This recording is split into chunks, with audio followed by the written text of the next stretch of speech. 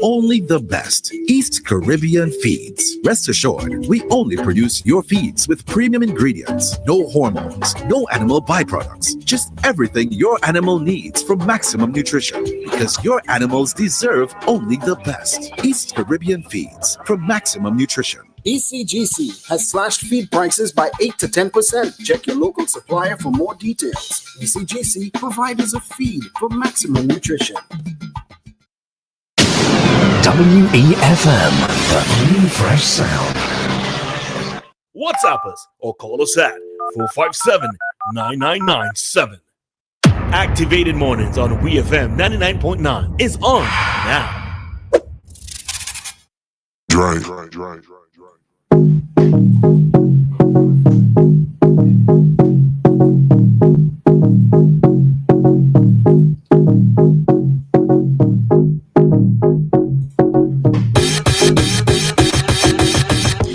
And the time right now, SVG, is 9:26, and we are back with you for another segment of our Activated Mornings program here on WEFM.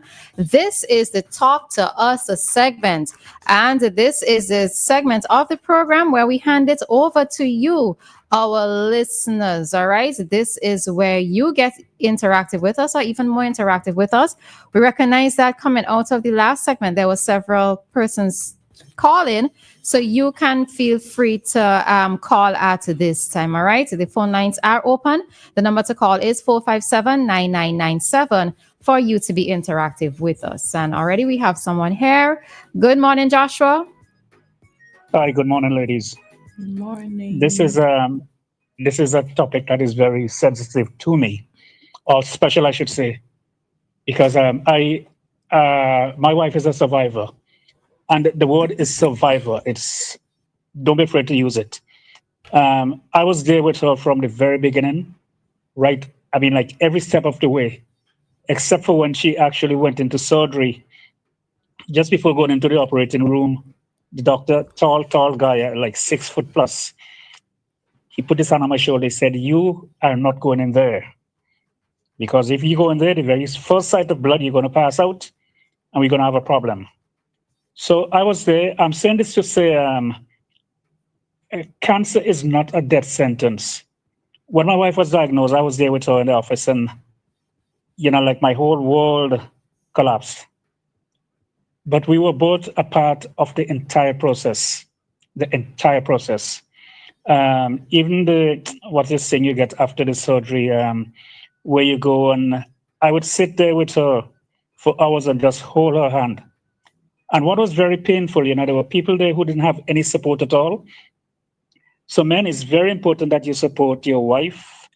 And I would sometimes overhear my wife talking to her friends, and she would say, "I don't know what I would have done without my husband, because he's there for me every step of the way." And it's not an easy journey. It is not an easy journey. And I got encouragement from women from all over the world. Women would call and say, "Listen, I'm a survivor for 10, 15 years. And now I'm very comfortable with her. My wife, I appreciate her very much. Despite what Roleza and Dianna thinks, I would not trade her for anything in the world." Where we think. Where we think. We didn't think you got trade. She might trade you in. Yeah. Nicole, those two women think that my wife should kick me out. We'll speak to Yolanda directly one of these days, and we'd ask her these questions, okay? I want a second-hand information from you. I'll tell you what you do. I'm afraid to get involved. Call me one Wednesday and talk to her, because she's listening. She could hear you guys, but she would not get involved. So call and talk to her directly. But on a more serious side, it's a very painful journey, and it's not the end of the world. And men, please be understanding. And this one thing I must share, I thought I had it covered, but I don't want to call the wrong name really, but the doctor who was dealing with all of that, she said, "I need to have a session with you." And for an entire hour, she sat with me. And I said, "Doc, I got it covered." She said, "No, you don't." And, I thought I had it covered. Nicole and ladies, my wife would ask for a glass of water. I'd give her the water, and she spit it out. She said, "This thing tastes like brass."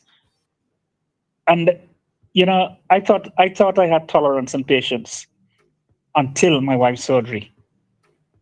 So it was very important that the doctor counseled me because she had to prepare me for what I was, I was going to be faced with.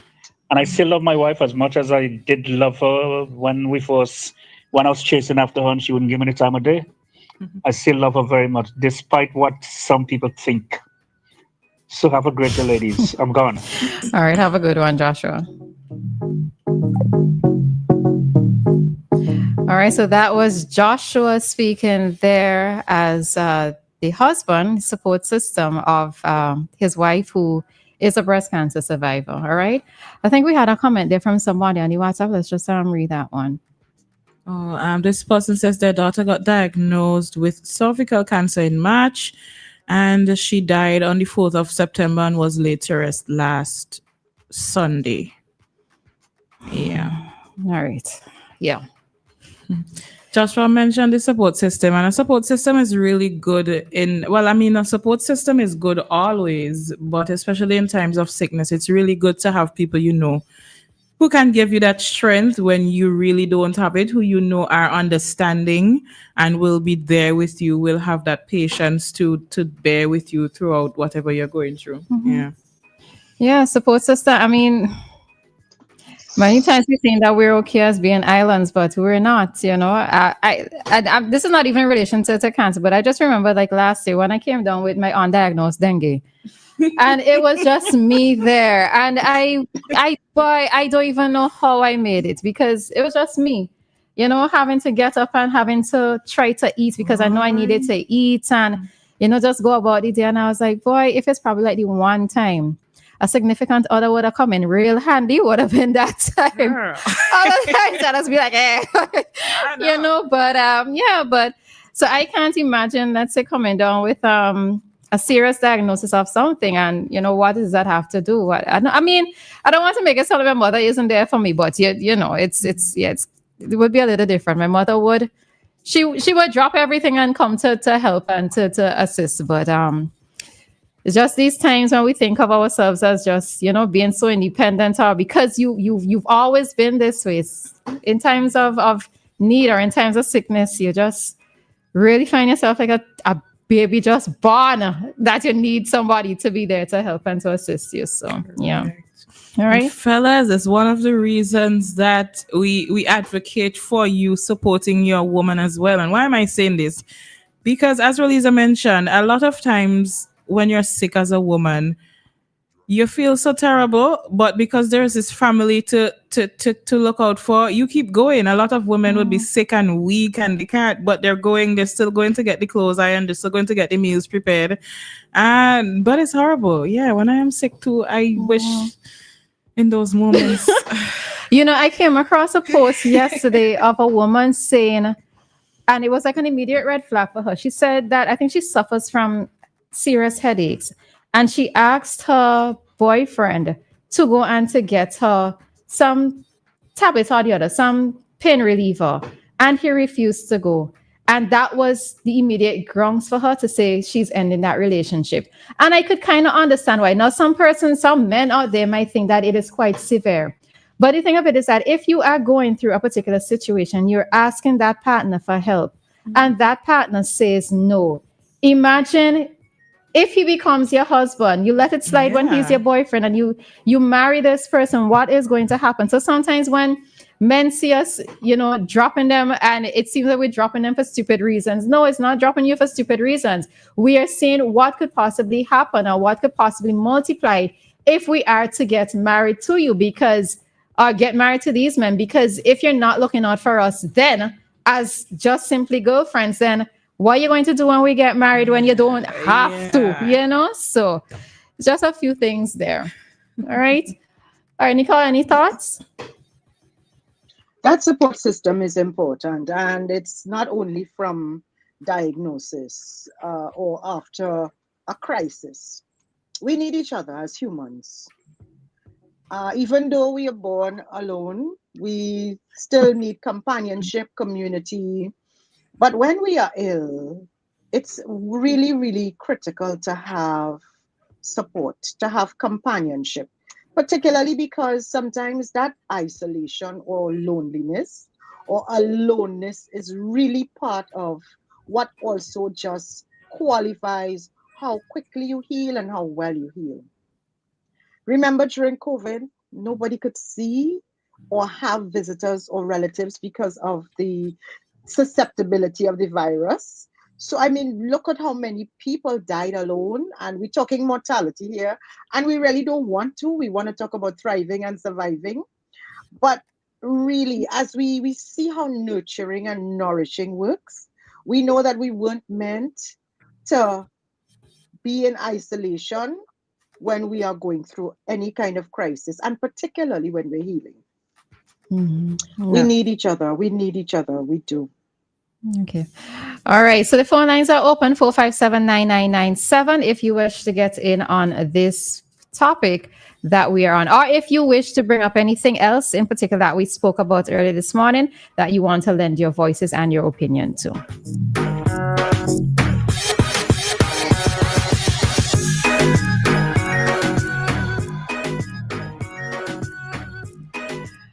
All right. So good morning, Serena. Good morning. Good morning. Turn down. Sorry. Yeah, I could share my views on my mom and my mom. My mom passed, she did 1998.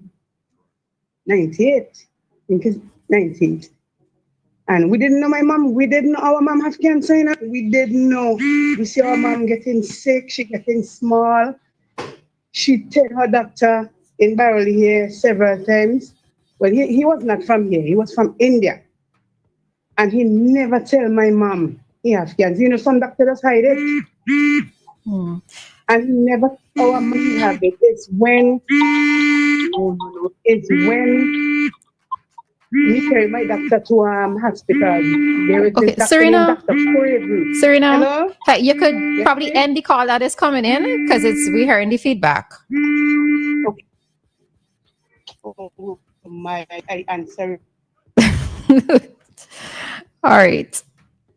You there with us still? Serena? Hello. Yes, I'm sorry about that. Yeah. Okay, go ahead. And didn't our mom have cancer is when I take no man. Is when I take her to the hospital. They come over to me, Dr. Crazy. He told me, say, you know what your mom have? We said, no, we don't. Not all mom have. She said, your mom have lung cancer. Most time my mom used to sell coal. She used to sell coal. She used to sell coals and like the dust. You know when you sell coals and you throw out the coals, a lot of dust coming up. So that's what my mom died from. And my mom was so nice. Everybody didn't know how she used to sell coals. They used to call her Tanti Dream. Yeah, and my father didn't give my father a time enough. My mother didn't give my father time. He crying. So he did 99. She did 98 and he did 99. He said he wanted to go and meet his wife. He started to bawl and carry on like a baby man. This man bawl like a baby.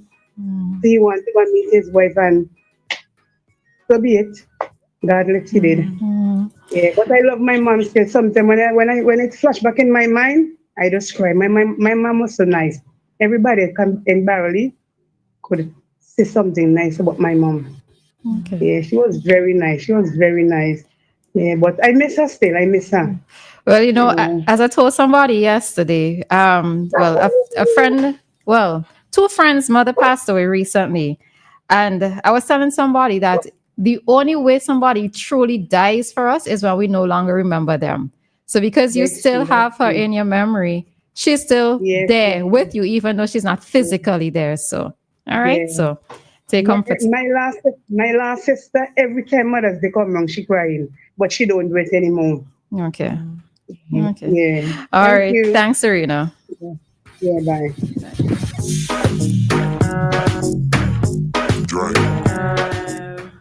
All right, go ahead. Hi, Mr. Mason. Good morning. Good morning to you both. How are you? We're good. What about you? I know. Much better. Much better. Okay, go right ahead. Now, I've got 3 children, right?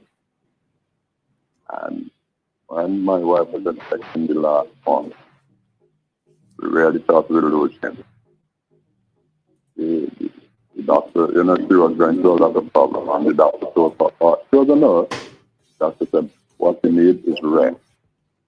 And believe me, for almost 8 months, I was there with my wife for absolute everything.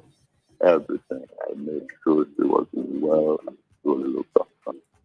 And I always say, men out there are like, please, you all give it your best. Give it your best shot with your ladies, your girlfriend, wives, or I think because as I said to you before, my mom died when I was 14, and I had to look after 4 young sisters. And I think because I grew up with those girls, women is number one in my life. And as I said, thank you both there in the morning. Sometimes I get up in the morning, but I thought to myself, right? I'm waiting until 6 o'clock. Once I hear those voices, I'm a happy man. Good. We're happy to make you morning. All right. Thanks, Mr. Mason. All the best. To you too. Right. All right. Any thoughts? See the other somebody here mentioned something here. Let me get the right comment. So they were saying, I guess when we were talking about the support system, this person says, I don't want any armchair doctor around. Please leave me in my suffering. I don't know if they were joking or not, but that is also something when it comes to your support system. People around you who don't understand what's going on, or they have some version in their head of how you should be getting better. So they come and they like to play doctor and nurse as well, but stick up in. Hi, Kojo, good morning. Good morning. I know I texted to you already, but I think I should say so people could hear. I think we need to be very honest. A lot of times we want the other person to help us with the testing and, examination and all that stuff, but we don't really want to hear the results.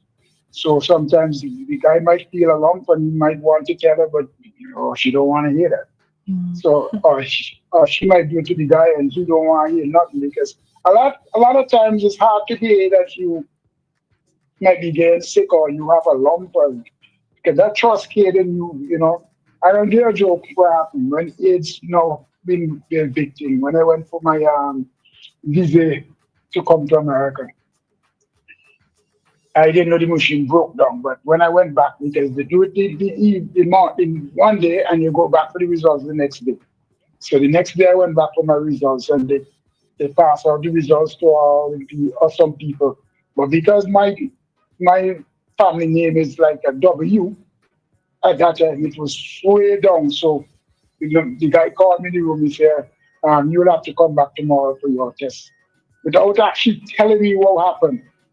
Is the next day when I went back for my test, he said, the reason why you have to come back for your test is because the machine break down. That night I couldn't sleep because they said, hey, test. I don't know if I was scared like hell. I couldn't sleep. So it sometimes when you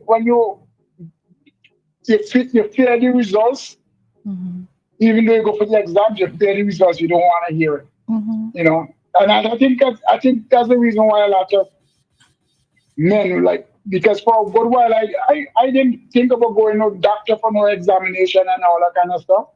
I mean, in St. Vincent, I didn't remember doing no annual checkup. When I came to America, I started doing annual checkup, but I didn't know nothing about no annual checkup and all that kind of stuff. So, like prostate checking and all them kind of thing that happens, diabetes, all those things that people living with those things and fear the results, so they don't go for the check. You know what I mean? And I think people need to start thinking about checking their body checking, so they could live more. Even if you have it, then you know that you have it, and then you can use the treatment to cure it or slow it down, whichever process. But if you going and living with it without knowing is more dangerous than if you know. That's all I want to say. All right. Thanks very much, Kojo.